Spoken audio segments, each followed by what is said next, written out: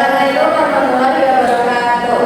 Waalaikumsalam warahmatullahi wabarakatuh. Perkenalkan, nama saya Intan Nurhayuni. Saya di sini akan menjelaskan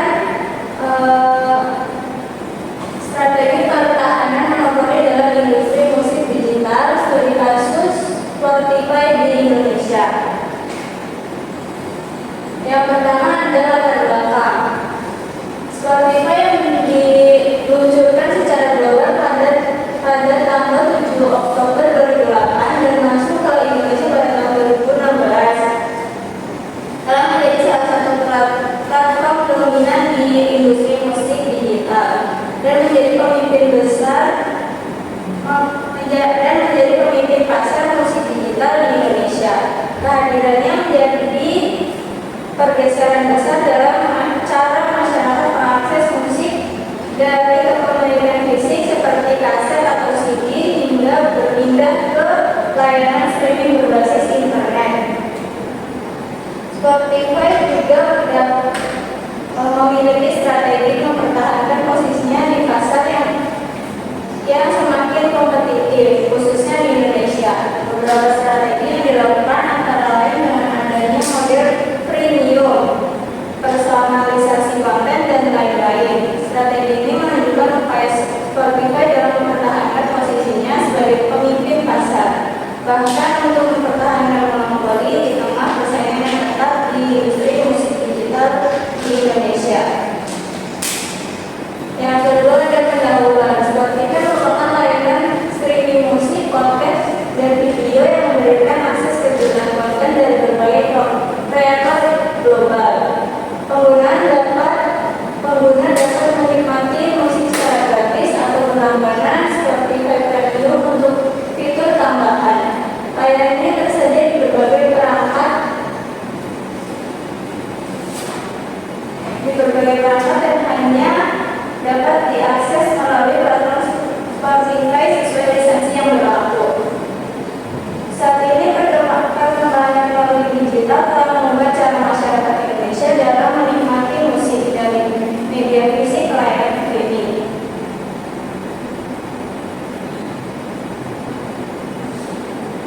Spotify juga menawarkan kemudahan seperti legalitas dan harga yang terjangkau.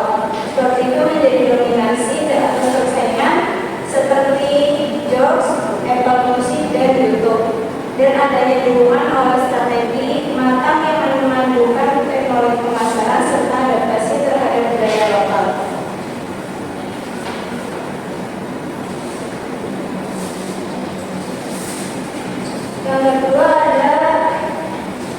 Yang ketiga adalah strategi pertahanan monopoli Spotify di Indonesia. Yang pertama adalah model bisnis premium, merupakan layanan gratis yang diberikan oleh Spotify yang diberikan dengan adanya iklan. Namun jika ingin tidak ada iklan, maka bisa mengupgrade ke layanan premium yang disediakan. Yang kedua adalah personalisasi konten, merupakan proses penyesuaian konten digital untuk setiap pengguna berdasarkan data dan preferensi pengguna, bertujuan memberikan pengalaman yang relevan dan menarik. Yang ketiga adalah integrasi teknologi dan aksesibilitas multi platform, merupakan penyatuan berbagai sistem atau platform agar dapat bekerja secara terhubung dan efisien. Multi platform memastikan aplikasi atau layanan bisa diakses dari berbagai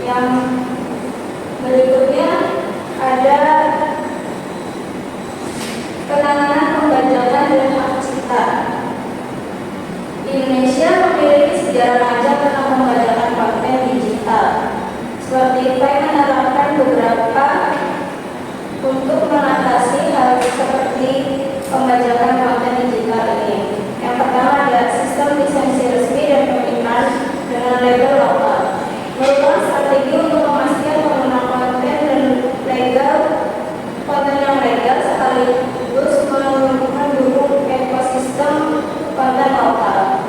Dengan ini, platform dapat mendistribusikan konten secara sah, sementara kemitraan dengan label lokal membuka peluang kolaborasi, memperluas kanal konten, dan meningkatkan exposure bagi artis daerah. Dengan ini dapat memperkuat legalitas layanan dan dapat mendorong pertumbuhan industri musik dan konten lokal secara berkelanjutan.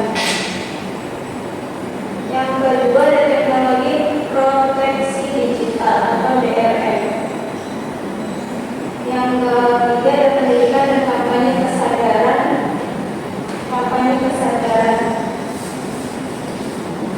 Yang terakhir adalah pengembangan industri musik digital di Indonesia. Menurut laporan PR Sosial 2024, pengguna streaming musik di Indonesia naik 15% dari tahun sebelumnya. Spotify tetap menjadi pemimpin pasar dan diikuti oleh YouTube Musik, Joox, dan Apple Music. Peningkatan konsumen musik digital didorong oleh akses internet dan pengguna smartphone yang semakin meluas. Musik lokal terutama genre pop dan indie semakin diminati, dan Spotify mendukung hal ini lewat playlist seperti Puncak Lagu Indonesia dan Radar Indonesia.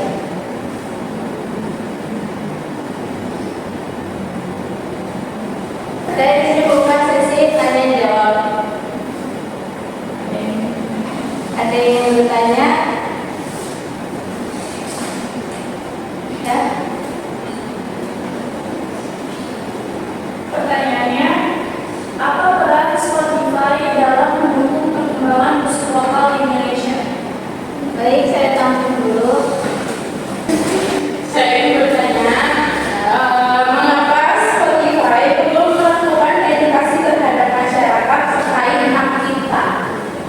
Baik, saya tampung dulu pertanyaannya. Saya ingin bertanya, Ya. apa yang menyebabkan pengguna di Indonesia tertarik menggunakan Spotify versi gratis? Baik, saya tampung dulu pertanyaannya. Baik, di sini saya akan menjawab pertanyaan yang pertama, apa peran Spotify dalam mendukung perkembangan musik lokal di Indonesia?